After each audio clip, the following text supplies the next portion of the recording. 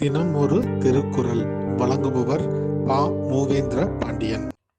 அன்பு தமிழ் உறவுகளுக்கு இனிய திருக்குறள் வணக்கங்களை உரித்தாக்கி கொள்கிறேன். நான் உங்கள் மூவேந்திர பாண்டியன்.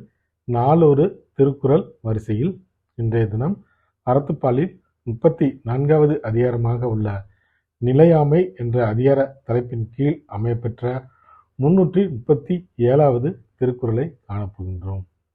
நிலையாமை என்பதற்கு வாழ்வு நிலையற்றது என்ற பொருளில் இந்த அதிகாரத்தின் தலைப்பு அமையப்பெற்றுள்ளது. இப்பொழுது 337வது திருக்குறளை காண்போம்.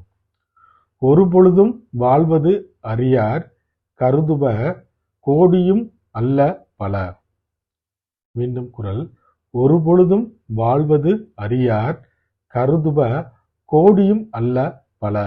இதற்கான பொருளினை இப்போது காண்போம்.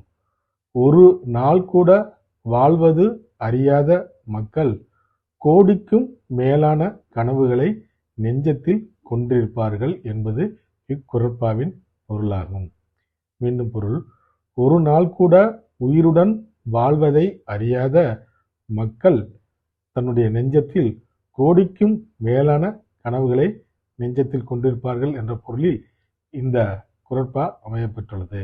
ஆம் தோழர்களே, நம்முடைய வாழ்வு ஒரு நாள் கூட நிலைக்குமா என்பது சொல்வதற்கு இயலாத ஒன்று. ஆகையால் நாம் நெஞ்சத்தில் கனவுகளை கொள்ளாமல் நிலையான செயல்களை மண்ணில் செய்துவிட்டு செல்வோம்.